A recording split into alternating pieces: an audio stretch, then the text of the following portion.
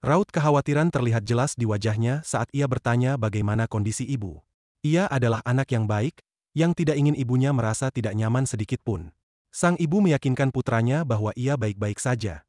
Ia hanya perlu menjalani operasi ringan untuk penyakitnya, dan tanda-tanda vitalnya cukup baik.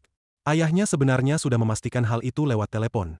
Namun ia tetap pulang juga, dan sepertinya ia langsung lari ke rumah sakit, terlihat dari betapa berkeringatnya ia. Saat menyerahkan apel yang sudah dikupas kepada anaknya, sang ayah dengan cemas bertanya bagaimana kondisi pekerjaan, dan apakah ia mendapat masalah dari atasan karena mengambil cuti. Xing Wang memilih jujur dan dengan sepenuh hati mengaku bahwa ia telah berhenti dari pekerjaannya. Awalnya, kedua orang tuanya terkejut dengan keputusan yang terasa begitu berat. Reaksi seperti itu wajar dimiliki oleh siapapun yang menjadi orang tua. Namun mereka tidak memarahinya. Mereka tahu bahwa Xing Wang adalah anak yang baik dan akan selalu bisa bertahan dalam kondisi apapun. Mereka juga paham bahwa ia telah melewati banyak kesulitan di kota besar. Kini, ia bisa beristirahat dengan baik dan makan dengan layak di rumah. Tiba-tiba, segala kekhawatiran Xing Wang mencair oleh kata-kata menenangkan dari ayah dan ibunya. Mereka benar-benar tempat berlindung yang aman baginya. Mereka selalu memahami dan mendukungnya. Ia lalu bertanya kepada ayahnya apakah tagihan rumah sakit sudah dibayarkan. Ayah menjelaskan bahwa sebagian besar uang pinjaman sudah dibayar kemarin setelah mereka melakukan panggilan telepon. Ia bahkan ingin mengembalikan uang 100.000 yuan kepada Xing Wang agar bisa digunakan untuk dirinya sendiri, karena zaman sekarang anak muda butuh uang untuk banyak hal. Xing Wang menolak dan meminta ayahnya menyimpan uang itu untuk kebutuhan mereka. Adapun utang yang belum dilunasi, Xing Wang ingin segera menyelesaikannya. Mendengar hal itu, sang ayah terlihat agak canggung ketika menyebut kerabat yang telah mereka pinjami uang. Melihat sikap ayahnya, Xing Wang sudah merasa tidak enak dengan utang itu. Kemungkinan besar ayahnya meminjam dari pamannya, dan itu bukan keputusan yang baik.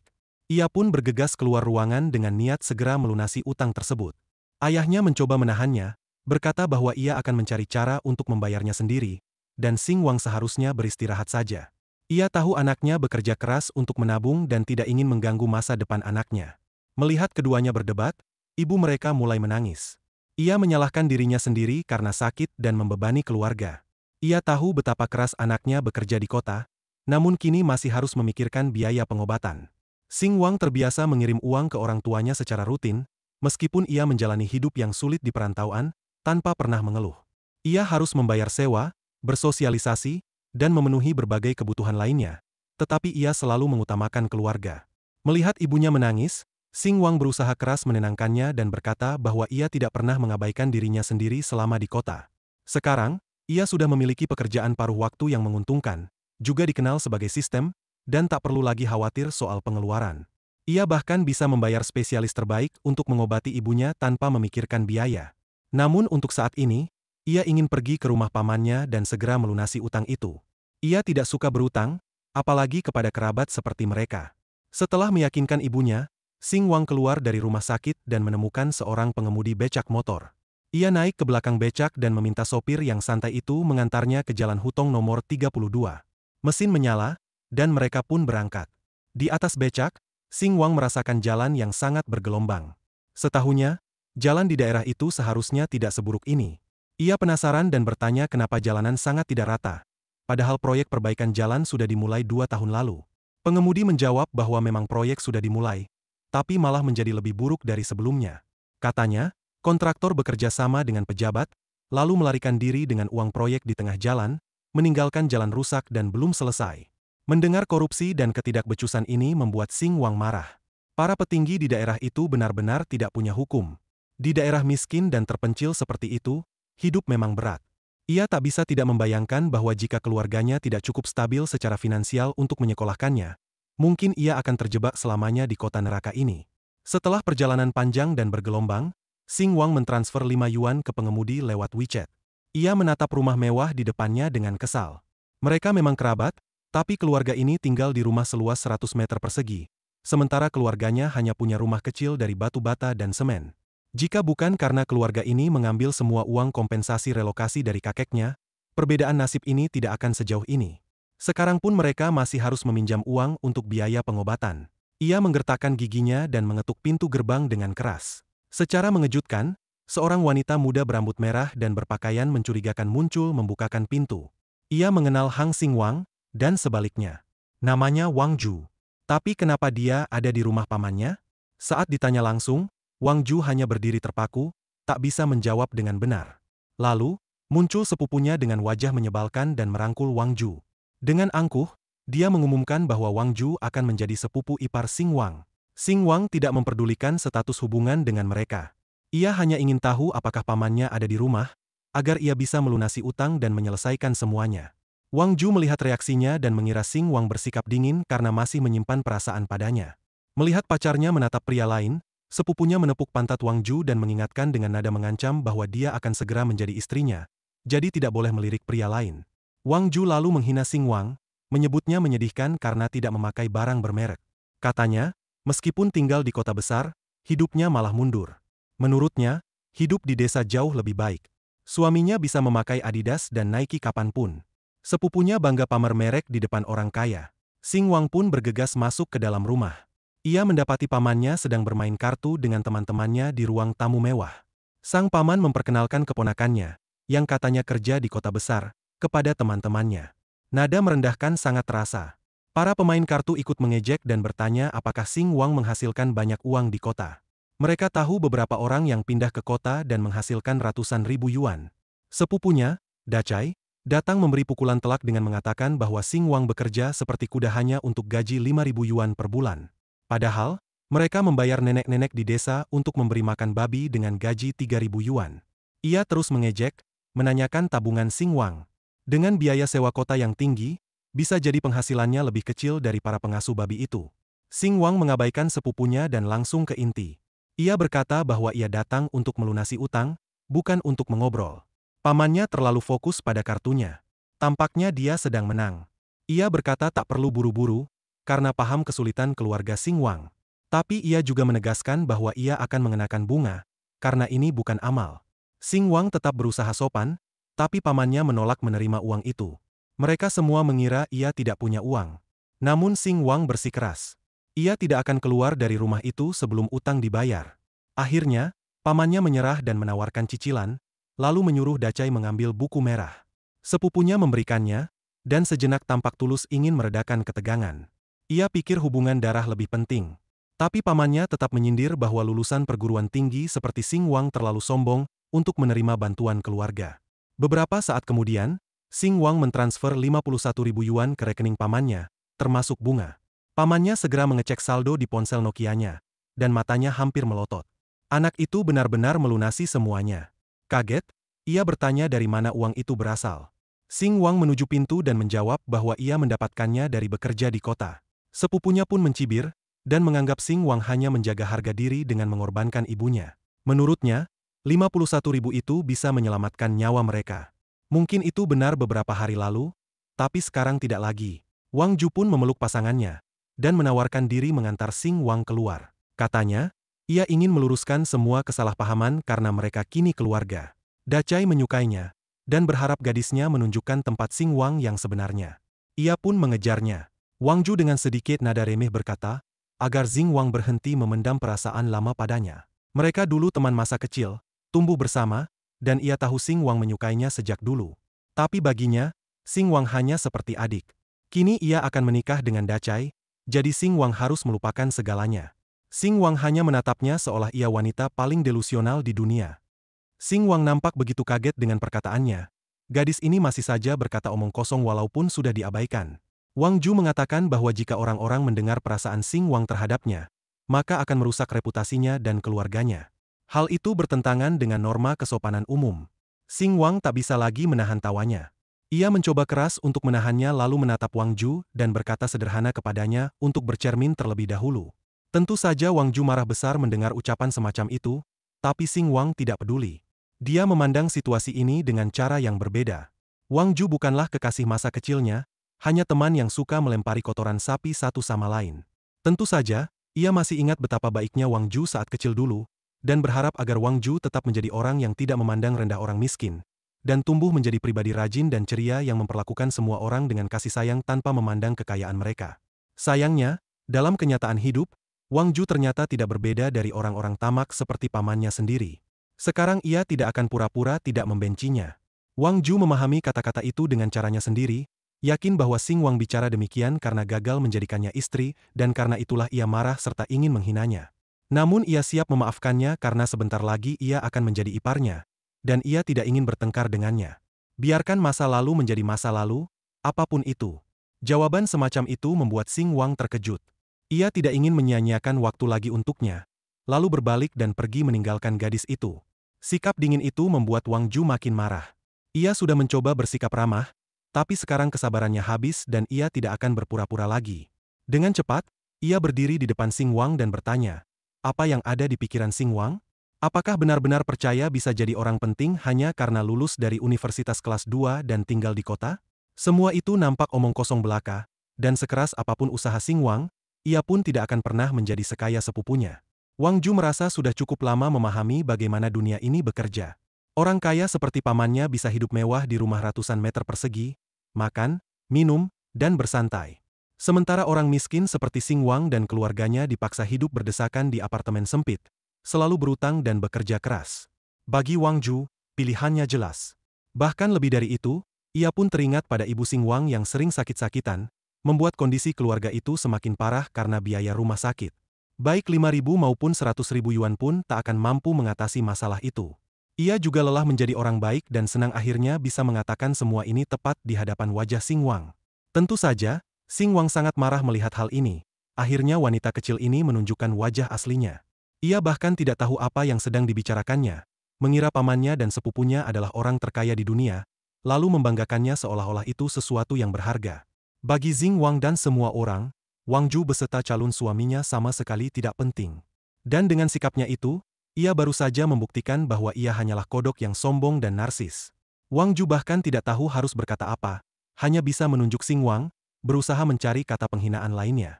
Tapi Xing Wang masih belum selesai berbicara. Ia masih punya sesuatu yang ingin dikatakannya. Karena berbeda dengan calon suaminya, ia mandiri, rajin bekerja, tekun, penuh motivasi, menghormati orang tua, serta tidak memperlakukan orang lain hanya berdasarkan kekayaan mereka. Semua itu jauh lebih bernilai daripada sekadar uang yang dimiliki sepupunya. Wang Ju sebaiknya berhenti berpura-pura gila dan mulai melihat dirinya sendiri di cermin. Sebagai bentuk apresiasi atas membongkar sifat asli seseorang dan membuatnya marah, sistem memberi hadiah sebuah rumah tambahan kepada Xing Wang. Meski begitu, ada satu hal tak terduga, rumah itu rencananya akan dirobohkan. Walaupun agak mengejutkan, Xing Wang pasti akan mengatasinya. Sementara itu, Wang Ju merasa tidak tenang saja dan terus menudingkan jarinya kepada Xing Wang. Melontarkan segala macam kata hinaan. Xing Wang akhirnya kesal juga dan langsung memegang jari itu, lalu menunjukkannya kembali ke arah Wang Ju, memberi nasihat agar ia tetap tinggal di rumah ini bersama calon suaminya dan tidak menyakiti orang lain lagi. Setelah itu, Xing Wang pergi meninggalkan gadis gila itu. Namun belum jauh pergi, sebuah mobil datang menyusulnya. Dan tentu saja, Xing Wang tersiram lumpur dari genangan air. Pria di dalam mobil tersebut tak lain adalah sepupunya sendiri. Ia berhenti dan tidak melewatkan kesempatan untuk tertawa bersama Xing Wang. Berkilah bahwa ia sedang buru-buru pergi ke lokasi konstruksi. Lagi pula, perusahaan barunya baru saja mendapat pesanan dari Biro Konstruksi Kota, dan sekarang dialah yang bertanggung jawab atas pembangunan jalan-jalan di kampung halaman. Lebih dari itu, ia menawarkan pekerjaan kepada Xing Wang jika ia menginginkannya. Selalu ada pekerjaan di lokasi konstruksi. Xing Wang langsung menyadari mengapa jalan-jalan di kota itu begitu rusak. Jelas anak ini mewarisi bakat pamannya, korupsi dan penipuan. Kalau begitu, Xing Wang siap membantu kampung halamannya dan membersihkan para penjahat korup ini dari proyek-proyek pemerintah. Untuk itu, ia pergi ke Biro Konstruksi Kota pertama dan secara pribadi mendanai pembangunan jalan-jalan baru di kota tersebut sebagai ganti dari perbaikan jalan curang yang dilakukan sepupunya. Untuk itu, pria tersebut sangat berterima kasih padanya dan berjanji akan selalu mengingat kebaikannya. Bagi Xing Wang, ini hanyalah perkara kecil saja. Tentu saja, sistem memberinya hadiah atas tindakan ini. Sebagai bentuk apresiasi atas investasinya dalam pengembangan kampung halamannya, sistem memberinya 100 buah properti. Bahkan Xing Wang yang sudah biasa menerima hadiah-hadiah murah hati dari sistem pun terkejut. Ia bahkan tidak tahu harus melakukan apa dengan semua properti ini. Tapi kali ini, sistem tidak bisa membantunya. Ini adalah hadiah berdasarkan tindakan yang ia ambil. Kini, terserah padanya sendiri untuk memutuskan apa yang harus dilakukan dengan semuanya itu. Tentu saja, Xing Wang tidak akan menyalahkan sistem karena hal ini. Lebih baik memiliki 100 rumah daripada tidak sama sekali, bukan? Meskipun begitu, Xing Wang mulai menyadari bahwa sistem semakin hari semakin aneh. Jika dulu ia hanya menerima jumlah uang kecil, sekarang malah mendapatkan ratusan properti. Xing Wang tengah merawat ibunya yang baru saja menjalani operasi di rumah sakit. Suasana di ruang rawat cukup hangat. Ibunya berada dalam kondisi stabil dan bahkan tampak bahagia, membicarakan betapa perhatian putranya selama ini, mulai dari menyiapkan buah hingga mengupasnya sendiri untuknya. Namun momen kebersamaan yang menyentuh itu segera terganggu ketika seorang dokter memasuki ruangan. Dokter itu memberitahu bahwa operasi telah berjalan lancar dan seluruh indikator kesehatan sang ibu telah kembali normal. Ia menyatakan bahwa pihak rumah sakit sedang mempersiapkan proses pemulangan pasien. Mendengar hal ini, Xing Wang sangat terkejut bukan main. Dengan nada penuh kekhawatiran, ia mencoba menjelaskan bahwa sang ibu masih dalam masa observasi pasca operasi dan belum waktunya untuk dipulangkan. Ia juga menyampaikan kesiapannya untuk membayar semua biaya serta meminta agar pemeriksaan menyeluruh tetap dilakukan. Namun sebelum Xing Wang selesai menyampaikan maksudnya, dokter tersebut memotong dengan ketus. Ia menegaskan bahwa proses kepulangan telah diurus dan memberi perintah kepada perawat untuk mulai mengemas barang-barang pasien. Raut wajah Xing Wang langsung berubah muram dan diliputi rasa gelisah yang dalam. Ibunya yang ikut merasakan kegelisahan itu memanggilnya dengan nada cemas. Sebelum Xing Wang sempat merespons ibunya, dokter yang kini tampak mulai kehilangan kesabaran, melontarkan kata-kata kasar. Ia menyuruh Xing Wang untuk cepat membawa ibunya pulang dan menuduhnya membuang-buang sumber daya rumah sakit. Ia bahkan melontarkan hinaan tajam bahwa jika Xing Wang terlalu betah tinggal di rumah sakit, mungkin ia sebaiknya mati di sana saja. Perkataan itu menyulut emosi Xing Wang. Ia tiba-tiba mengambil pisau kecil yang tergeletak di meja. Sang dokter sontak berteriak dan mengancam akan memanggil keamanan jika Xing Wang tidak segera meletakkan benda itu. Ibunya yang panik langsung memegang lengan anaknya dan membujuknya agar tidak memperkeruh keadaan. Ia berusaha menenangkan Xing Wang dengan mengatakan bahwa dirinya sudah sehat dan tidak ingin menghabiskan uang lebih banyak lagi untuk dirawat. Mendengar bujukan sang ibu, ekspresi keras Xing Wang mulai melunak. Ia menenangkan ibunya dan mengingatkan bahwa luka operasinya belum sembuh total, sehingga tetap harus berhati-hati. Dokter yang melihat celah dalam situasi ini langsung ikut campur dan berpura-pura mendukung sang ibu. Ia bahkan menyindir dengan mengatakan bahwa Xing Wang sebaiknya mendengarkan ibunya. Perawat pun diperintahkan dengan nada tinggi untuk segera beres-beres, memastikan tidak ada yang tertinggal, termasuk nasib buruk. Xing Wang memilih diam. Ia berjalan menuju pintu, namun sebelum keluar, ia meminta ibunya untuk memakan apel yang telah dikupas dan mengatakan bahwa ia akan menyuruh seseorang menjemput sang ibu. Ada urusan yang harus ia selesaikan. Ibunya memanggilnya dengan nada khawatir, meminta agar tidak melawan pihak rumah sakit karena orang biasa seperti mereka tidak akan menang. Namun Xing Wang hanya menanggapi kekhawatiran itu dengan senyum lembut. Ia menenangkan ibunya dan meyakinkan bahwa ia tidak akan menggunakan kekerasan. Setelah itu, ia pun meninggalkan ruangan. Di tempat lain, Dr. Li sedang melakukan panggilan telepon dengan sepupu Xing Wang. Ia melaporkan bahwa kamar rawat untuk istri teman sepupu tersebut sudah disiapkan. Meskipun cedera yang diderita hanya keseleo biasa, kamar tetap disediakan. Ia menjelaskan bahwa tendon dan tulang membutuhkan waktu lama untuk pulih, seolah-olah menjadikan hal itu sebagai pembenaran.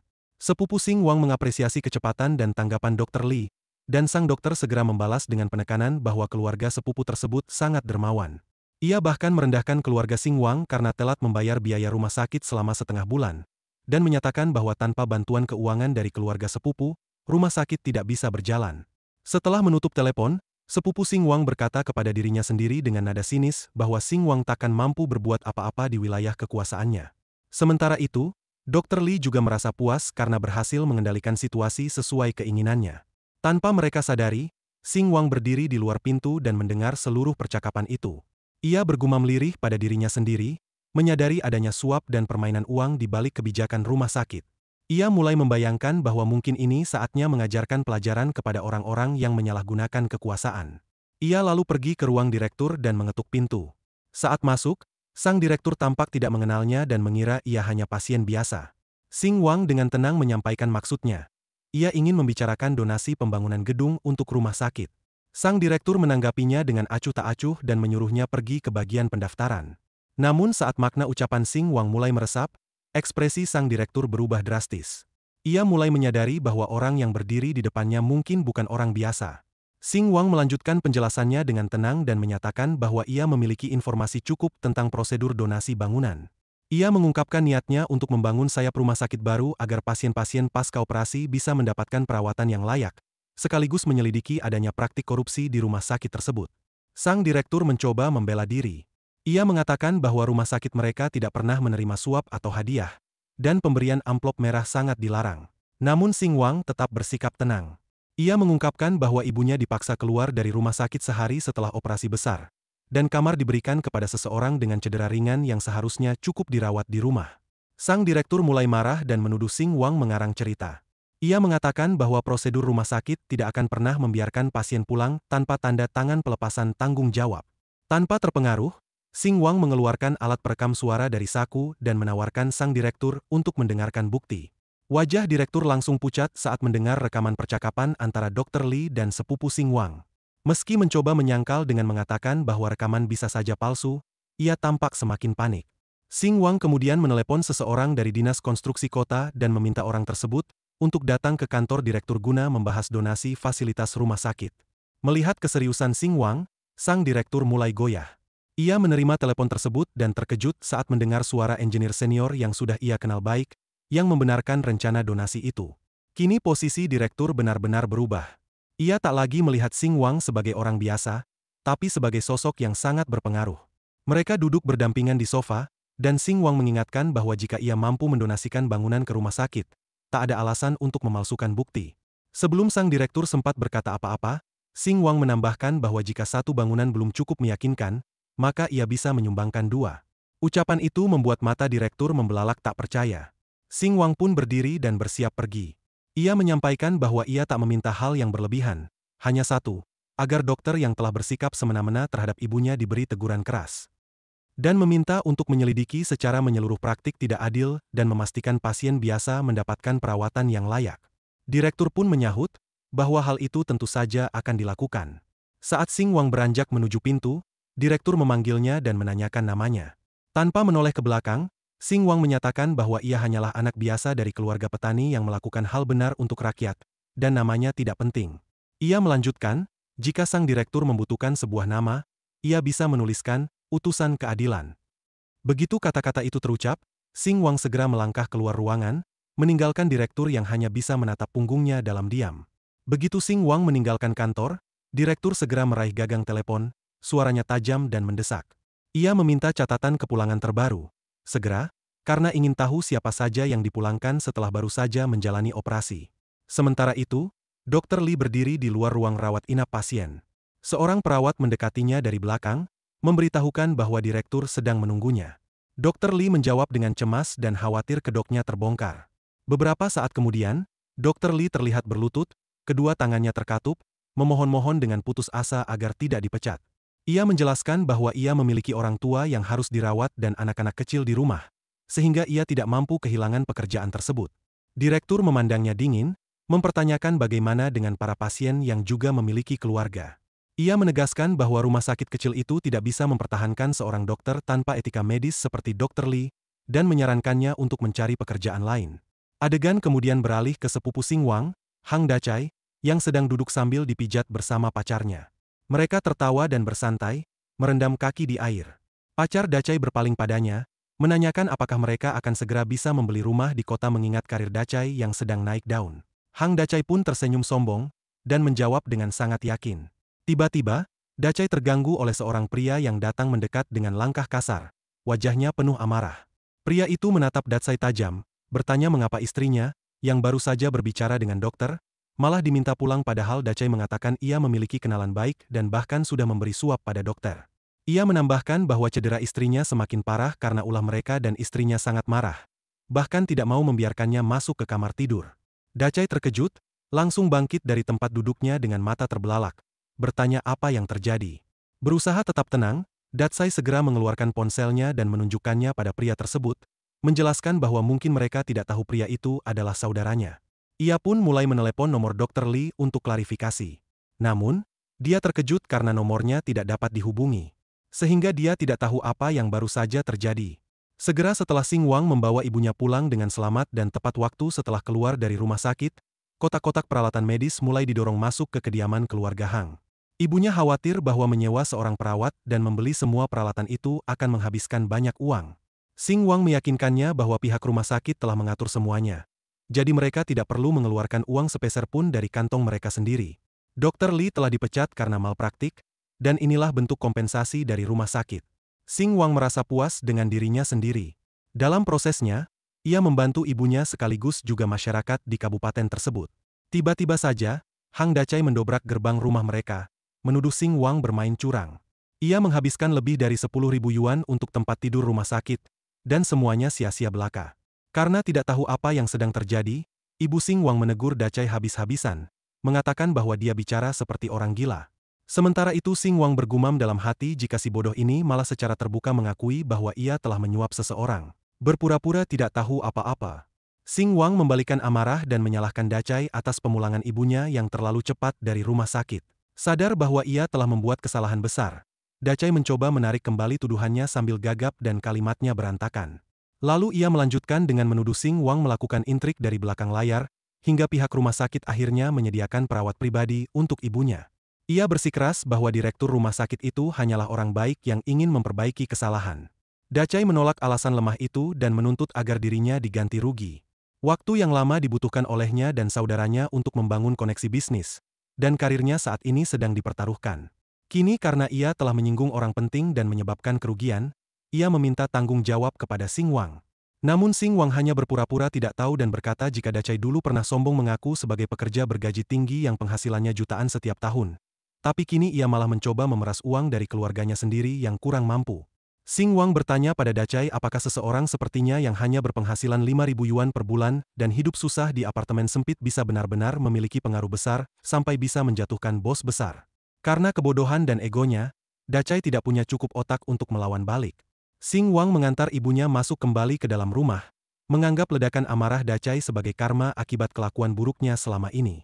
Orang-orang yang menggunakan uang kotor biasanya berpikir segala masalah bisa diselesaikan dengan uang, sampai akhirnya mereka bertemu dengan seseorang yang benar-benar punya mesin pencetak uang. Dacai akhirnya meninggalkan masalah itu, berpikir bahwa ini hanyalah kebetulan seekor kucing buta berhasil menangkap tikus mati.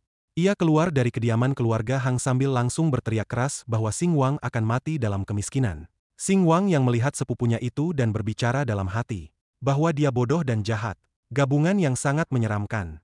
Ia lalu berbalik menghadap ibunya dan dengan lembut melanjutkan langkah mereka. Ibunya cemas bahwa Dacai mungkin akan membalas dendam, mengingat betapa marahnya tadi. Sebenarnya Xing Wang justru ingin hal itu terjadi. Ia penasaran apa yang bisa dilakukan si bodoh ini setelah domino berikutnya jatuh.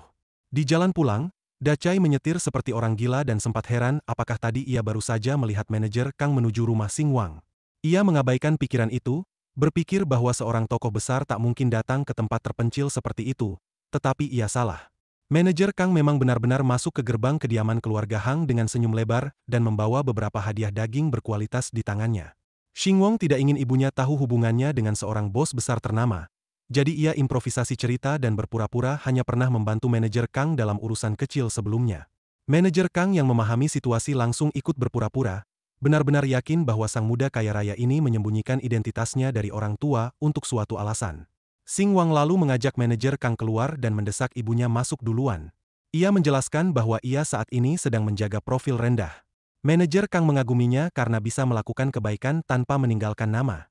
Manajer Kang juga memberitahunya bahwa tugas hari ini sudah selesai ditangani, dan Xing Wang memuji efisiensinya. Di tengah perjalanan pulang, Hang Dacai menerima panggilan telepon dari Tuan Zhao yang memberitahu bahwa timnya tidak lagi terlibat dalam proyek perbaikan jalan. Terkejut dengan berita mendadak dari atasannya, Dacai langsung menginjak rem, meninggalkan bekas tapak ban di jalan. Ia meminta penjelasan karena kesepakatan sebelumnya sudah final. Ia sudah menjadwalkan para pekerjanya, sehingga pembatalan akan menyebabkan kerugian upah. Tuan Zhao hanya menjawab singkat bahwa sektor konstruksi baru saja menerapkan aturan baru, dan tim Dacai gagal dalam seleksi administrasi, lalu langsung menutup teleponnya. Begitu saja, kesepakatan bernilai jutaan yuan miliknya batal. Hang Dacai terdiam, ponselnya terjatuh dari tangan. Tuan Zhao hanya melakukan apa yang diperintahkan manajer Kang dan sang dermawan misterius. Adegan beralih lagi ke interior bar yang ramai dengan pencahayaan redup. Sepupu Xing Wang, dengan senyum cemas di wajahnya, berjalan masuk membawa kotak hadiah yang dibungkus rapi. Ia melihat seorang pria sedang bersantai di sofa empuk dikelilingi dua wanita cantik. Ia meletakkan hadiah itu di atas meja dan berdeham. Dengan nada sopan yang dipaksakan, ia memulai pembicaraan dengan Tuan Zhao, menanyakan apakah mereka sudah sepakat bahwa proyek konstruksi jalan akan disubkontrakkan kepadanya. Dan Tuan Zhao tinggal duduk santai sambil mengambil bagiannya. Tuan Zhao, seorang pria gempal dengan seorang wanita di tiap lengannya, nyaris tidak bereaksi. Salah satu wanita tertawa kecil, memutar-mutar rambutnya. Sepupu itu tidak menyerah, ia mendorong hadiah lebih dekat dan menambahkan, menaikkan persentase dari 30% menjadi 40%. Tuan Zhao sekilas melirik kotak hadiah dengan tatapan tak acuh, ekspresinya datar. Melihat tidak ada reaksi, sepupu itu berpikir bahwa Tuan Zhao menginginkan uang lebih banyak. Dengan tawa yang dipaksakan, ia berkata bahwa semua orang tahu proses verifikasi kualifikasi hanyalah formalitas, dan ia akan mencarikan perusahaan abal-abal untuk melewati prosesnya tanpa merepotkan Tuan Zhao sama sekali. Namun, mata Tuan Zhao tiba-tiba memancarkan amarah. Ia bertanya siapa yang mengatakan kualifikasi bisa dipalsukan dan apakah pria itu mengira beberapa batang rokok murahan bisa membuatnya melanggar hukum, lantas menganggapnya seperti pengemis. Dacai buru-buru mengambil hadiah yang terjatuh. Gagap, mencoba menjelaskan bahwa bukan itu maksudnya. Belum sempat ia selesai bicara, Tuan Zhao menudingkan jarinya ke arahnya. Bertanya apakah ia pikir Tuan Zhao berpura-pura sulit didekati dan berani-beraninya menghina dirinya. Wajah Dacai basah oleh keringat, ia pun buru-buru berkata, bukan itu maksudnya dan menawarkan 50%. Namun, ucapan itu justru semakin membuat Tuan Zhao marah. Ia mengetukkan jari ke arah pria itu dan berteriak bahwa ia telah memperlakukan Dacai seperti saudara sendiri, dan begini balasannya. Ia menyuruh pria itu keluar dari hadapannya. Tiba-tiba saja, seorang pengawal besar muncul, mencengkeram Dacai seperti karung kentang, dan melemparkannya keluar pintu. Dacai terpelanting di udara, dan tersungkur di luar pintu. Sementara itu, di sebuah ruang pribadi yang mewah, Tuan Zhao mengalami transformasi ajaib. Sang naga pemarah telah berubah menjadi domba yang jinak. Seorang pria berjas hitam menyambutnya dengan hormat, mempersilakan masuk. Di dalam, duduk dengan tenang di kursi panjang, adalah Xing Wang, tokoh utama kita, memancarkan otoritas yang tenang. Tuan Zhao, kini penuh senyum dan membungkuk-bungkuk, menyambutnya dengan gugup, berterima kasih kepada Tuan Xing Wang atas kedatangannya dan menyatakan bahwa atas nama warga desa, ia sangat menghargai pendanaan untuk proyek pembangunan jalan ini. Xing Wang memandang pria yang merunduk-runduk itu, berpikir bahwa ia adalah seseorang yang munafik. Dengan sebuah helaan napas, ia menaruh tangannya di belakang kepala dan berkata agar tidak dibuat muluk-muluk, ia tidak melakukannya untuk amal. Orang tuanya sudah tua, dan jalan rusak membuat mereka sulit berjalan. Jika sampai ke Seleo, ia yang akan kerepotan. Lalu, dengan pandangan tajam, Xing Wang menambahkan, jalan ini tidak akan rusak dalam waktu kurang dari setahun lagi kan? Ekspresi wajah Tuan Zhao berubah seperti emoji basah kuyup. Ia tergagap, bagaimana mungkin itu terjadi, dan gemetar, ekspresi canggungnya dan berpikir dalam hati, jika dia akan menahannya dulu, karena dia orang kaya. Beberapa saat kemudian, untuk menyembunyikan ketidaknyamanannya, Tuan Zhao kembali menggunakan pesona penjualnya. Ia dengan antusiasme mengatakan bahwa jalan yang mereka bangun pasti sesuai harapan. Xing Wang tetap tidak terkesan, ia memberikan putusannya. Kalau begitu ia menyerahkan semuanya pada Tuan Zhao dan berharap Tuan Zhao tidak mengecewakannya. Panggilan sistem masuk, notifikasi sistem, tujuan utama. Anda telah menyelesaikan tugas pembangunan jalan, dan rumah di kampung halaman hanya dalam waktu 2 hari 1 malam. Dengan pembelanjaan yang dermawan dan karakter moral yang tinggi, Anda mendapat bonus. Jangan pernah lupa akar Anda dan tetaplah jujur pada diri sendiri selamanya. Xing Wang bersandar, memandang langit-langit dramatis, berpikir bahwa karena itulah sistem diam 2 hari ini, sedang merencanakan sesuatu yang besar. Sementara itu, di halaman paman kedua Xing Wang, kekacauan sedang terjadi. Tunangan Dacai datang seperti badai, amarah menyala di wajahnya. Ia langsung mendatangi Hang Dacai yang sedang santai di sofa, sambil melamun terpaku atas kejadian yang baru saja dialaminya. Ia membentak Hang Dacai, bertanya mengapa ia hanya bermain ponsel seharian tanpa menyapu atau mencuci, lantas menyebutnya tanaman hias. Ia menggeram bahwa jika tahu Dacai hanya omong kosong, ia lebih baik memilih Hang Xing Wang saja, setidaknya ia di kota dan memiliki pekerjaan nyata. Ucapan ini menusuk harga diri Dacai seperti pisau panas melalui mentega, wajahnya berkerut dalam amarah. Ia bertanya apa yang baru saja dikatakan mantan kekasihnya. Mantan kekasihnya tidak memberinya kesempatan, menunjuk dadanya seolah menekan bel, menyatakan bahwa ia mengatakan Dacai tidak berguna. Jika ia jadi Dacai, ia akan rela berlutut di depan Tuan Zhao. Dacai membohonginya dengan omongan besar, padahal ia hanyalah pencari perhatian yang malas. Saat ia pergi, ia melemparkan kata-kata bahwa ia akan mencari Hang Xing Wang karena mereka tumbuh bersama. Belum selesai ia bicara, Dacai langsung melompat, menarik bajunya untuk menghentikannya di tengah langkah. Ia menggeram dan berkata jika dia perempuan yang tidak tahu malu, ia tidak menghasilkan uang sepeser pun dan berani-beraninya mengkritik dirinya. Adegan kemudian beralih ke orang tua Xing Wang yang jauh dari keributan ini, bahagia dan tidak sadar akan drama yang dibuat Xing Wang. Seorang pria memberikan beberapa dokumen kepada mereka dengan sopan, tersenyum cerah, mengatakan bahwa itu adalah beberapa detail yang bisa mereka lihat nanti dengan saksama. Ayah Xing Wang menerima dokumen itu, tapi saat membacanya, ia terkejut. Ibunya yang melihat reaksi itu mendekat, rasa ingin tahunya terpicu, bertanya apa artinya itu, suaranya berisi kekhawatiran. Sebelum ayah Xing Wang sempat menjelaskan, pekerja konstruksi itu maju dan menjelaskan secara singkat, mengangkat satu jari seolah akan memberikan kabar terbaik sepanjang masa, bahwa pembangunan jalan ini akan mempengaruhi properti mereka, sehingga mereka perlu menggunakan 1 meter persegi tanah orang tua Xing Wang. Sebagai permohonan maaf, mereka berencana membangun sebuah rumah sebagai ganti rugi, bertanya apakah itu bisa diterima. Pasangan itu membeku. Rahang mereka terjatuh, dan alis masing-masing sepertinya menolak gravitasi, terangkat tinggi. Mereka berdua berseru bersamaan, heran apa yang sedang terjadi. Pekerja konstruksi itu berusaha menjaga suasana ringan, mulai menggosok-gosokkan tangannya dengan kegelisahan. Ia berkata dengan nada sopan bahwa jika tidak bisa diterima, mereka juga bisa menambah kompensasi dalam bentuk uang, bertanya bagaimana menurut mereka.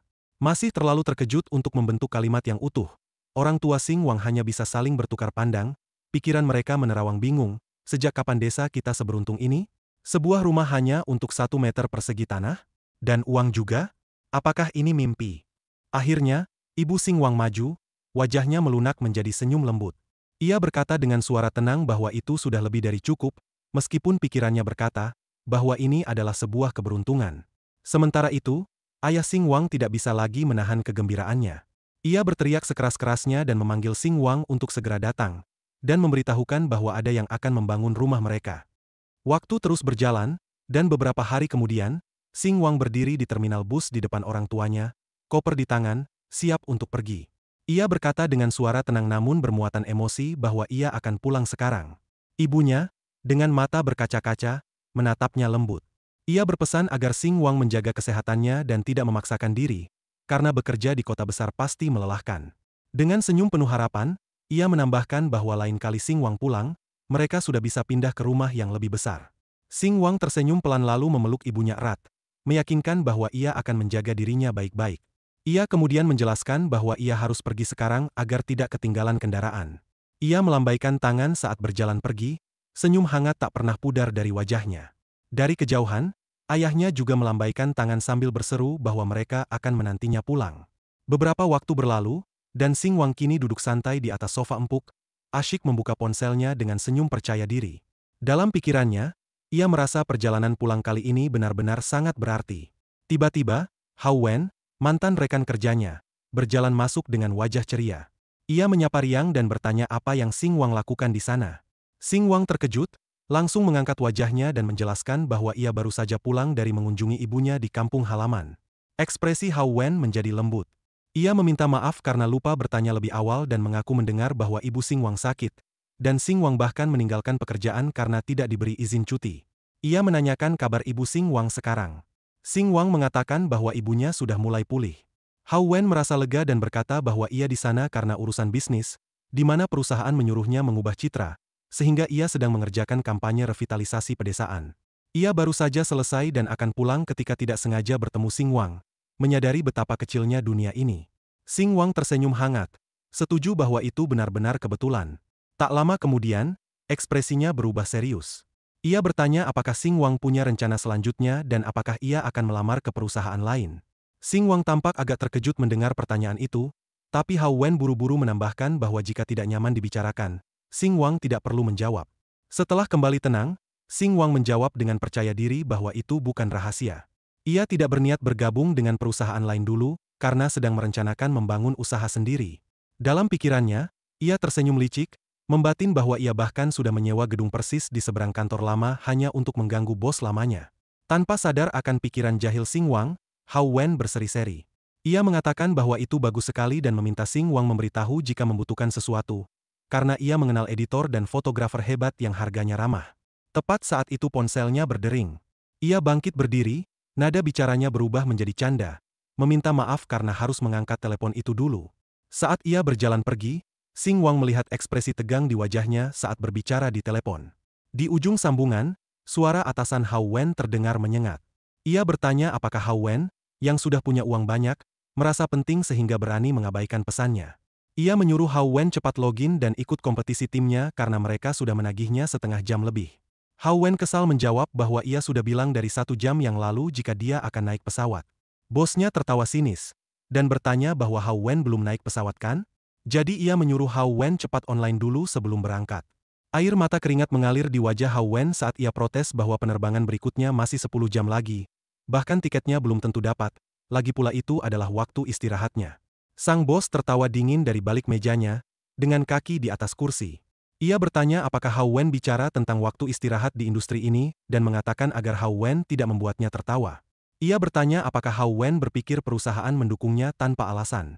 Ia menambahkan bahwa jika Hao Wen ketinggalan pesawat, ia tinggal live streaming 10 jam di bandara, dan masalah pun selesai. Kesabaran Hao Wen pun habis. Ia mengatakan bahwa ia sudah memberi perusahaan cukup banyak. 6 bulan berturut-turut ia menjadi peringkat teratas, dan tidak ada yang mendukungnya tanpa alasan. Di ruangannya, bosnya tetap santai, senyum sombong merekah di wajah. Seorang wanita muda masuk diam-diam dan menuangkan teh untuknya. Tanpa menghiraukan wanita itu, ia menatap cangkir teh panas itu dan berkata bahwa kontrak Hao Wen masih dengan mereka, dan selama belum dicabut, Hao Wen harus patuh pada perintahnya. Tangannya bergerak mencurigakan. Ia berteriak lagi ke telepon, menyuruh Hao Wen berhenti berdebat dan segera online. Dan jika berkata lagi, ia akan menganggapnya sebagai pelanggaran kontrak. Hao Wen menggerutu dengan kesal. Tiba-tiba, Xing Wang memutuskan untuk turun tangan. Ia bertanya, apakah yang menelpon mantan bosnya? Bos itu menyadari sesuatu tidak beres dan geram. Ia bertanya apakah Hao Wen sedang bersama Hang Xing Wang dan menyadari wajar saja tidak bisa dihubungi di bandara. Ia bahkan mengatakan ia tidak percaya. Pasti mereka telanjang di tempat tidur bersama sekarang. Mendengar itu, wajah Hao Wen memerah marah. Ia membantah dengan tegas dan mengatakan bahwa ia sudah mengirim foto tiket bolak-baliknya ke grup chat perusahaan sebagai bukti. Bos itu tertawa mengejek. Oh ya? Lalu ia menantang Hao Wen untuk live sekarang dan membuktikan apakah ia benar di bandara, atau malah lagi mesra-mesraan di tempat tidur. Hao Wen kesal setengah mati. Belum sempat ia melanjutkan, Xing Wang dengan tenang mengambil ponsel dari tangannya. Ia mengatakan dengan suara lancar. Ini cuma biaya pelanggaran kontrak kan? Berapa jumlahnya? Ia akan membayarnya. Kegembiraan di suara bos itu goyah sejenak, tapi Xing Wang belum selesai. Dengan senyum percaya diri, ia menambahkan bahwa panggilan ini direkam, dan ia punya hak untuk menggugat bos itu atas pencemaran nama baik. Diam dan menyeret di ujung sambungan. Bos itu murka, dia bahkan tidak bisa bayar biaya pelanggaran kontrak itu. Jangan berpura-pura sok kaya. Tapi sebelum ia selesai, Xing Wang menutup telepon dengan satu sentuhan cepat, membuat bos itu mendelik pada ponselnya. Berani sekali dia menutup teleponku, teriaknya sambil membanting meja. Sementara itu, Hao Wen menatap Xing Wang dengan tatapan kaget. Ia bertanya apakah Xing Wang benar-benar akan membayar biaya pelanggaran kontraknya. Xing Wang tidak langsung menjawab, ia asyik scroll ponselnya. Hao Wen melirik Xing Wang, pikirannya berkecamuk, bertanya-tanya apa haknya menerima kebaikan seperti ini. Tapi seolah meyakinkan diri sendiri, ia ceria kembali. Ia menjelaskan bahwa sebenarnya situasinya di perusahaan tidak terlalu buruk. Bosnya hanya suka mengganggunya kadang-kadang. Ia yakin perusahaan pasti akan meminta biaya pelanggaran yang absurd dan Xing Wang tidak perlu membiarkan mereka memanfaatkan dirinya. Ia menatap Xing Wang lebih serius, suaranya lembut tapi tegas. Ia mengatakan bahwa ia sudah menabung cukup banyak dan bisa membayar pelanggaran kontrak itu secara perlahan sendiri. Mendengar itu, Xing Wang berhenti scroll ponselnya. Ia menatap Hao Wen dengan tenang namun percaya diri. Ia mengatakan bahwa Hao Wen tidak perlu merasa bersalah, ia tidak melakukan ini karena belas kasihan, melainkan demi keuntungannya sendiri. Ia condong maju, semangat berkilat di matanya. Ia menjelaskan bahwa ia sedang membangun perusahaan media baru, persis di seberang Meo Group, dan ia butuh orang-orang familiar untuk membantunya memulainya. Lalu dengan senyum tajam dan percaya diri, ia menunjuk langsung pada Hao Wen, bertanya apa cara yang lebih baik untuk menancapkan nama daripada merekrut bakat terbaik mereka. Mata Hao Wen membelalak, pikirannya berputar. Ia bertanya-tanya, mendirikan perusahaan saingan, persis di seberang jalan, Hang Xing Wang, sebenarnya siapa ia? Belum sempat Hao Wen berkata lebih lanjut, Xing Wang memberikan penawarannya. Ia menjelaskan dealnya. Paket gaji yang bisa ia tawarkan adalah model komisi murni. Separuh pendapatan bulanan Hao Wen akan digunakan untuk membayar biaya pelanggaran kontrak. Setelah lunas, mereka akan berbagi hasil bersih 70% untuk Hao Wen dan 30% untuk Xing Wang. Hao Wen memandang Xing Wang, ekspresi wajahnya melunak, ia bergumam, kalau dia bukan orang baik, lalu apa? Tapi tiba-tiba, seakan tersadar, ia mendongak dengan antusiasme ingin protes. Xing Wang, tenggelam dalam pikirannya sendiri, tampak sedikit murung dan bertanya, apakah kamu merasa rasio ini terlalu rendah? Hao Wen buru-buru menjawab, dan berkata tidak rendah sama sekali. Ia mengangkat tangan tinggi-tinggi, dan mengatakan bahwa sebenarnya rasionya terlalu tinggi dan Xing Wang tidak perlu membantunya sebesar itu. Pikirannya berputar. Ia membatin bahwa perusahaan live streaming biasa yang menawarkan pembagian 50% saja sudah dianggap murah hati. Dan Xing Wang bahkan membayarkan biaya pelanggaran kontraknya? Memberinya 30% itu sudah sepantasnya. Sebelum ia semakin larut dalam pikirannya, Xing Wang membuyarkannya. Ia mengatakan bahwa Hao Wen adalah satu-satunya di Meo Group yang tidak pernah merendahkannya, dan Hao Wen membantunya saat tidak ada orang lain yang peduli. Sekarang adalah gilirannya untuk membalas budi. Senyum percaya dirinya semakin hangat. Selain itu, ia pandai membaca orang dan tahu masa depan Hao Wen cerah. Ia tidak hanya membantu Hao Wen, ia juga meminta Hao Wen membantunya mencari uang. Ia mengibaskan tangannya seolah semua sudah diputuskan. Ia percaya Hao Wen akan membawanya jauh lebih besar dari biaya pelanggaran kontrak itu, dan Hao Wen bisa menganggapnya sebagai pembayaran lebih awal. Hao Wen terdiam, memandang lantai, hati penuh rasa terima kasih. Ia membatin bahwa jelas Xing Wang sedang melemparkan tali penyelamat pada orang tenggelam, tapi ia bersikeras menyebutnya sebagai Hao Wen yang membantu. Akhirnya ia mendongak, wajahnya bersinar dengan senyum lembut, dan berkata, baiklah. Adegan berganti ke kantor pusat Meo Group. Di dalamnya, Hang Xing Wang dan Hao Wen berdiri percaya diri di hadapan bosnya. Bos itu duduk di balik meja, menyipitkan mata dan tersenyum sinis. Ia bertanya kepada Hao Wen apakah ia benar-benar percaya pada omongan pria di ranjang yang pikirannya dipenuhi nafsu. Jika ia percaya padanya dan membawanya ke sana, lalu ia tidak bisa bayar, Hao Wen sendirilah yang akan malu. Xing Wang tidak terpengaruh, menatap bos itu seperti semut kecil. Dengan suara tenang namun tegas, ia berkata bahwa ia tidak punya waktu untuk berdebat dengan bos itu, menyuruhnya jangan membuang waktu dan memanggil bagian hukum. Ia datang hari itu khusus untuk mengakhiri kontrak Hao Wen. Bos itu bangkit dari kursinya, suaranya penuh ejekan. Ia bertanya apakah Xing Wang tahu seberapa mahal nilai Hao Wen sekarang dan apakah Xing Wang bisa membayar biaya pelanggaran kontraknya. Ia mendekati Xing Wang, menambahkan dengan senyum licik bahwa ia dengar Xing Wang baru-baru ini mendapat rejeki nomplok dan punya banyak uang. Lalu dengan seenaknya, ia menepuk bahu Xing Wang dan berkata, orang miskin yang tiba-tiba kaya biasanya mudah kehilangan akal sehatnya. Mantan atasan Xing Wang mengingatkan pria itu bahwa kekayaan mendadak bisa lenyap dalam sekejap, seperti istana di udara, yang pada akhirnya akan meninggalkan utang dan hidup yang hancur. Namun, Xing Wang dengan mudah melepaskan tangan yang memegang bahunya, ekspresinya tak berubah. Ia membalas bahwa uang adalah sumber daya yang dapat diperbarui, semakin banyak dibelanjakan, semakin banyak pula yang didapatkan, sehingga tidak perlu ada kekhawatiran tentang dirinya. Kali ini, Xing Wang tersenyum tipis dan sedikit mendekat. Ia mempertanyakan apakah hilangnya kesabaran sang bos saat itu mengindikasikan ketidakyakinannya bahwa ia benar-benar bisa membayar sejumlah uang tersebut. Kepercayaan diri bos goyah sejenak, dan setetes keringat muncul di dahinya. Namun, ia cepat pulih dan kembali sombong, mencibir bahwa itu bukan perusahaannya. Ia bukan orang yang menghabiskan atau menghasilkan uang, jadi mengapa ia harus takut? Xing Wang menempelkan tangannya ke wajahnya secara dramatis lalu menghela napas, menyatakan bahwa sang bos hanya memiliki sedikit kekuasaan namun seenaknya menindas orang lain, dan ia benar-benar khawatir tentang masa depan bos itu. Amarah melintas di mata bos. Ia bertanya apa yang membuat Hang Xing Wang bangga, dan mengingatkannya bahwa dulu ia hanyalah anjing di bawah komandonya. Xing Wang mengangkat satu jarinya seperti anak kecil yang ingin menyampaikan argumen. Dengan nada canggung namun jelas, ia menjawab bahwa ia adalah pekerja sah yang telah menandatangani kontrak kerja, dan jika disebut anjing, ia bisa saja menggugat atas pencemaran nama baik. Wajah bos itu membeku, warnanya memudar saat keringat mulai mengalir. Xing Wang menepuk bahunya dengan tegas dan melanjutkan, bertanya apakah bos itu masih ingat pasal 5 dalam kebijakan perusahaan yang melarang penyebaran informasi palsu atau fitnah yang merusak reputasi salah satu pihak, bahkan setelah kontrak berakhir.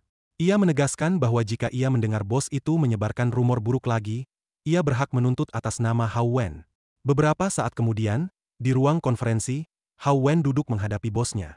Seorang pengacara meletakkan dokumen di atas meja untuk kedua belah pihak, mengatakan itu adalah kontraknya dan mempersilakan ditandatangani. Hao Wen melihat dokumen itu dengan ekspresi tegas. Sementara itu, bosnya bersilang tangan, nadanya penuh ejekan. Ia bertanya apakah Hao Wen benar-benar akan menandatanganinya, mengikuti seseorang seperti Xing Wang hanya demi uang kotor, dan mengatakan bahwa nanti Hao Wen akan menyesal. Tanpa ragu, Hao Wen menandatangani dokumen itu. Wajahnya tetap dingin, dan mendesis bahwa ia tidak butuh nasihat bos itu. Senyum sinis bos itu mulai luntur saat melihat tanda tangan itu. Ia bergumam bahwa kontrak pemutusan hubungan sudah ditandatangani, dan menanyakan kapan pembayaran akan dilakukan. Ia menuduh Xing Wang hanya berpura-pura murah hati agar Hao Wen menandatangani, lalu kabur meninggalkan Hao Wen dalam masalah. Xing Wang bahkan tidak berkedip. Ia menunjuk ponselnya dan mengatakan mengapa terburu-buru, menyuruh bos itu mengecek rekeningnya karena pembayaran baru saja diproses 1 menit lalu. Wajah bos itu langsung panik saat ia gelagapan mengambil ponselnya. Ia menuduh Xing Wang bohong, bertanya apakah ia memiliki arus kas sebesar itu dan mengatakan ia hanya bicara besar. Xing Wang yang mulai kesal menjawab bahwa apakah sudah dibayar atau belum, bos itu bisa menanyakannya sendiri ke bagian keuangannya. Saat bos itu berusaha mengembalikan ketenangannya, Xing Wang berjalan ke jendela. Ia memandang gedung barunya yang disewa di seberang jalan dengan senyum puas, bergumam bahwa menjadi manajer ternyata enak juga, dan pemandangannya juga indah. Berbalik pada bos itu, ia menambahkan, "Manajer He, kita masih punya masa depan panjang di depan." Tepat saat itu, notifikasi muncul di ponsel Xing Wang. Sebuah pesan menyatakan selamat kepada tuan rumah karena memahami esensi sebenarnya dari membelanjakan uang, bahwa uang hanya akan bertumbuh jika dibelanjakan. Tuan rumah telah naik tingkat dari tahap, tidak peduli harga, menjadi tahap, memutuskan kontrak tanpa bertanya biayanya, dan memberikan hadiah 99.999.999 poin. Xing Wang tertawa pelan, senyumnya penuh keyakinan, membatin bahwa menguras habis perusahaan lama bukan lagi mimpi. Beberapa waktu berselang, Hang Xing Wang dan Hao Wen melangkah keluar dari gedung Miao Group.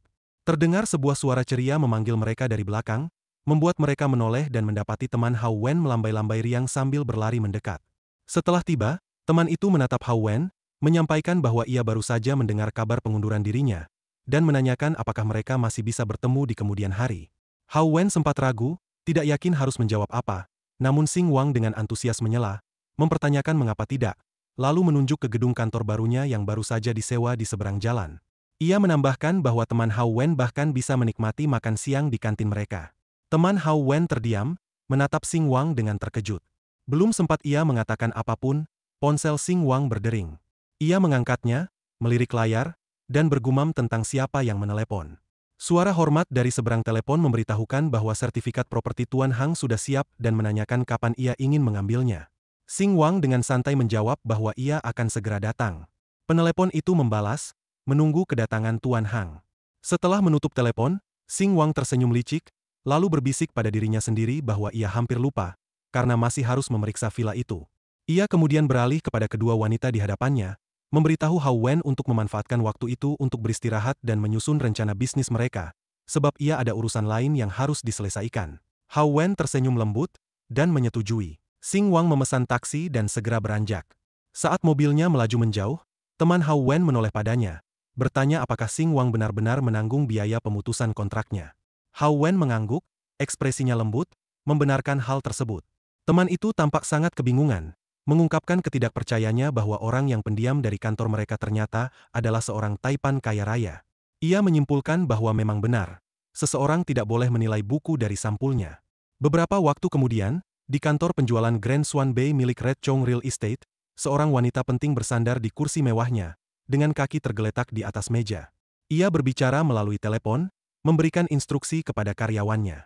Ia mengingatkan bahwa seorang klien VVIP akan datang, meminta mereka untuk waspada dan tidak bersikap tidak sopan karena hal ini sangat penting bagi performa mereka, dan harus memastikan segalanya sempurna. Karyawan di ujung telepon menjawab dengan gugup, mengerti, dan berjanji akan segera mengatur penyambutan. Beberapa saat kemudian, seluruh kantor penjualan riuh dengan aktivitas. Para karyawan sibuk membersihkan setiap sudut. Manajer berdiri di tengah, menyerukan bahwa Tuan Hang, pembeli villa senilai 300 juta yen, akan datang. Ia memerintahkan semua orang untuk pergi ke pintu masuk untuk menyambutnya dan memastikan pakaian mereka rapi, sebab mereka harus menjaga reputasi Red Chong Real Estate. Berbalik pada seorang karyawan perempuan di dekatnya, manajer itu menambahkan bahwa ini adalah tamu penting dan mereka tidak boleh ceroboh. Wanita itu membungkukkan badan dengan hormat. Ia bertanya kepada Pak Wong apakah mereka memiliki fotonya. khawatir jika mereka menyambut orang yang salah. Manajer tertawa percaya diri, mengatakan bahwa ia adalah seorang taipan misterius, jadi tentu saja mereka tidak memiliki fotonya. Orang kaya seperti dia, katanya, memiliki aura yang tak bisa salah dikenali, dan saat ia datang, tempat itu akan bersinar terang. Ia berdeham secara dramatis, lalu menegur karyawannya bahwa ia sudah lama bekerja di bagian penjualan. Bagaimana bisa kurang pengetahuan dasar seperti ini? Wanita itu menjawab dengan gugup bahwa ia mengerti. Saat ia selesai berbicara, manajer itu tanpa sengaja menyentuh dinding yang berdebu. Melihat tangannya yang kotor, ia berteriak bahwa tempat itu penuh debu dan menyuruh untuk membersihkannya lagi. Tidak boleh ada setitik pun, karena mereka harus memberikan pengalaman terbaik untuk VVIP. Sementara itu, Xing Wang tiba dengan taksi biasa, turun dengan menggunakan jaket olahraga santai. Ia menatap bangunan megah itu sambil tersenyum, menggumamkan kekagumannya. Melihat rombongan staf berjas hitam berdiri di pintu masuk seperti penjaga istana, ia menambahkan bahwa seperti yang diharapkan dari kantor penjualan terbaik Red Chong Real Estate, Swan Bay terlihat hebat. Tidak menyadari bahwa semua ini direncanakan untuk menyambut dirinya, Xing Wang memandang kerumunan itu dan berpikir tentang siapa yang sedang ditunggu semua orang itu, pasti ketua perusahaan atau semacamnya. Ia berjalan masuk, sikap santainya sama sekali tidak cocok dengan energi tegang di luar. Melihat kantor penjualan yang luas namun kosong, ia bergumam bahwa gedung penjualan itu besar tapi tidak ada pembelinya. Mungkin semua orang di luar sedang menunggu seseorang.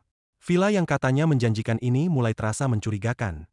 Ia mendekati model 3D area villa dan mulai mengamati taman serta kolam renangnya, menggumamkan bahwa itu kelihatan seperti adegan dari drama TV, dan ia penasaran di mana rumahnya nanti. Saat Xing Wang asyik memeriksa model itu, seorang wanita bernama Iren mendekatinya dengan senyum ramah, menanyakan jenis rumah apa yang ingin ia lihat dan menawarinya untuk menemani. Belum sempat Xing Wang menjawab, sebuah suara memanggil Iren, meminta ia kemari sebentar karena ada Pak Manajer. Iren berjalan mendekat, dan manajer berbicara dengan suara rendah namun tegas, bertanya apakah ia tidak bilang mereka tidak menerima klien lain hari itu, dan mengapa Iren tidak fokus menjaga pintu masuk. Iren menjawab sopan bahwa ia masih calon pembeli. Ekspresi manajer itu gelap, ia menunjuk wanita itu dengan jarinya, mengatakan bahwa menurut perhitungannya, klien VIP mereka akan datang sebentar lagi, dan menyuruh Iren mengusir semua klien lain karena mereka tidak ingin VIP mereka merasa diabaikan. Iren sedikit berkeringat dan mencoba beralasan bahwa sepertinya itu tidak adil karena mereka bahkan belum memasang pengumuman. Manajer itu memotongnya, menggeleng frustrasi, mengatakan bahwa Iren gadis bodoh. Ia berkata dengan percaya diri bahwa ia akan menanganinya. Manajer itu memandang Xing Wang dari atas sampai bawah dengan tatapan meremehkan. Instingnya sebagai seorang salesman aktif. Ia berpikir bahwa orang ini mungkin tidak punya uang lebih dari 200 yuan. Berani-beraninya datang ke kantor penjualan Swan Bay. Ia menganggap Xing Wang mengganggu kedatangan klien VIP mereka dan harus segera diusir. Ia mendekati Xing Wang yang masih asyik melihat model villa, lalu berkata dari belakang, bahwa ada orang-orang yang seharusnya tahu batasannya. Jika tidak mampu, jangan membuang waktu dan perasaan orang lain. Kalau serius mau beli, ya beli saja, untuk apa terus-terusan melihat-lihat. Xing Wang yang bingung berbalik dan menunjuk dirinya sendiri, menanyakan apakah yang dimaksud adalah ia. Manajer itu mengabaikan pertanyaannya dan berkata pada Iren, untuk segera membersihkan karena di mana-mana penuh debu. Ia bertanya bagaimana kalau klien VIP mereka mempertanyakan standar kebersihan mereka, dan menyuruh Iren menyapu semua. Iren tampak malu, tapi sebelum sempat menjawab, Xing Wang angkat bicara dengan nada kesal. Ia bertanya bagaimana ia bisa tahu cocok atau tidak jika ia tidak melihatnya dengan benar dulu, cocok atau tidak untuk dirinya. Manajer itu menaruh tangan di pinggang, nadanya penuh arogansi. Ia mengatakan bahwa penampilan Xing Wang saja sudah menunjukkan bahwa ia tidak punya uang lebih dari 200 yuan. Manajer itu bertanya apakah ia tahu berapa harga rumah mereka, 300.000 yuan per meter persegi, dan apakah ia bisa membayarnya. Ia memberikan kesempatan untuk pergi dengan tenang, tetapi karena Xing Wang memilih malu-malu sendiri, jangan salahkan dirinya. Ekspresi Xing Wang pun mengeras. Ia mengatakan bahwa manajemen properti di sini sepertinya buruk, menilai orang dari penampilan. Jika begini cara mereka memperlakukan calon pembeli, ia berpikir rumah-rumah ini tidak pantas dijual dengan harga setinggi itu. Manajer itu tersenyum sinis, menyilangkan tangan, dan mengatakan bahwa Xing Wang hanya kesal karena tidak mampu. Tiba-tiba, ponsel Xing Wang berdering. Ia tersenyum saat mengangkatnya. Di ujung telepon, suara wanita yang tadi terdengar hangat, menanyakan apakah Tuan Hang sudah sampai di kantor penjualan. Dan jika ada pertanyaan, ia bisa bertanya pada manajer Wang. Mendengar suara itu, ekspresi manajer itu langsung pudar. Ia membeku, suara itu terasa sangat familiar. Xing Wang menjawab dengan senyum tahu, mengatakan bahwa manajer Wang baru saja mempermalukan diri sendiri dan tidak layak beli rumah. Ia merasa akan mencari tempat lain saja dan membatalkan transaksinya. Di ujung sambungan, wanita itu langsung berdiri, suaranya gemetar. Ia meminta Tuan Hang untuk duduk dulu dan menanyakan manajer Wang. Ia menepuk meja dan berbisik marah bahwa manajer Wang ini benar-benar kehilangan akal. Tanpa membuang waktu, ia segera keluar dari kantornya dan menuju kantor penjualan Red Chong Real Estate. Ia berkata pada Xing Wang, "Pasti ada miskomunikasi. Tolong tunggu sebentar. Jangan pergi." Wakil Direktur Li Weining keluar dari kantornya dengan tergesa. Seorang pria berjas hitam membukakan pintu mobil dan ia langsung masuk menuju kantor penjualan Swanbei. Mobil itu melaju cepat ke kantor penjualan. Di dalamnya, Li Weining marah sambil menelepon. Ia bertanya pada Wang Sheng apa yang telah ia lakukan. Jika klien misterius ini tersinggung, ia akan kena masalah besar. Ia mengingatkan bahwa ia sudah bilang untuk merawat klien VIP dengan baik dan bertanya apakah ia bahkan mendengarkan. Di ujung sambungan, manajer Wang berusaha tertawa santai, meskipun jelas-jelas gugup. Li Weining mendengus kesal dan berbisik bahwa pria ini benar-benar tidak bisa diharapkan. Sementara itu, di kantor penjualan, manajer Wang mulai menyalahkan orang lain. Berbalik pada Iren, ia menegur bahwa ia sudah bilang untuk mengusir klien lain, tapi Iren tidak mendengarkan. Klien yang sangat penting jelas merasa kesal, mengira mereka sedang melayani orang sembarangan. Xing Wang, yang masih mengamati situasi itu dengan alis berkerut, berpikir dalam hati bahwa ia kira manajer itu akan langsung mengenali suara atasannya sendiri, tetapi ternyata tidak. Kebingungan Wang meluap-luap hingga ia mulai membentak Iren, menyalahkan kecantikannya yang tidak berguna karena tidak bisa menjalankan tugas dengan benar. Ia khawatir akan kehilangan pekerjaan akibat kemarahan klien VIP. Iren menangis terseduh-seduh, lalu berlutut di lantai, membela diri bahwa ia hanya menjalankan tugas. Wang yang frustrasi mendorong Xing Wang ke arah pintu keluar, mengatakan bahwa Xing Wang hanyalah rakyat biasa tanpa nama, dan tak seorang pun, bahkan raja sekalipun, bisa menyelamatkannya sekarang. Ia memerintahkannya untuk keluar karena merusak bisnis mereka. Tepat saat itu, Li Weining tiba di kantor penjualan, kehadirannya yang penuh wibawa membuat semua orang membeku. Di belakang Xing Wang, Wang terus saja mengomel, memerintahkannya untuk keluar. Lalu ia berbalik dan melihat Li Weining. Seketika nada bicaranya berubah menjadi sopan. Ia menyambut manajer Li dan mencoba menjelaskan apa yang terjadi. Li Weining bahkan tidak meliriknya. Ia berjalan melewati Wang begitu saja.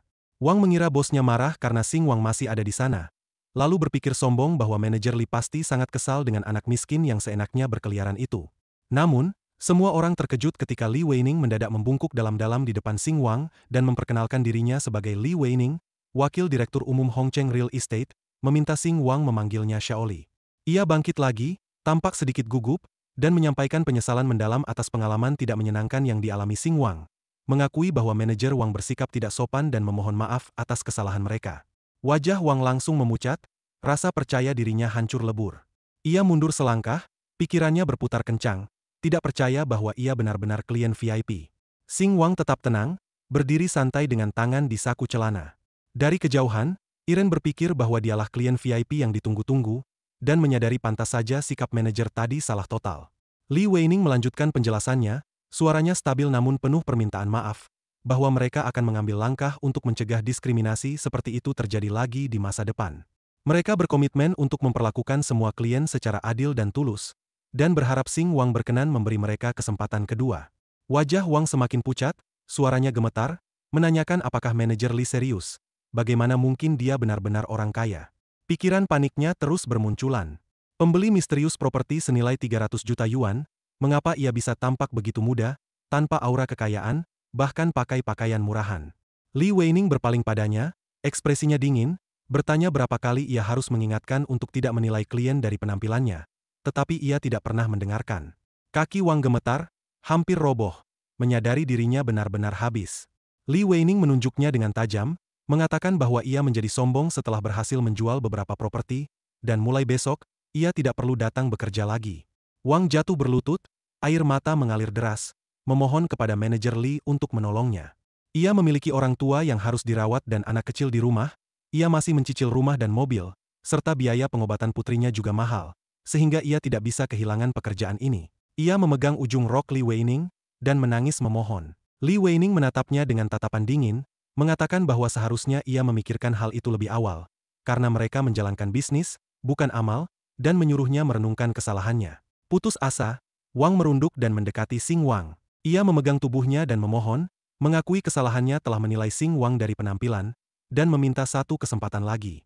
Di belakang mereka, Iren gemetar ketakutan, berpikir bahwa ia pasti yang berikutnya dan bertanya-tanya apa yang harus ia lakukan.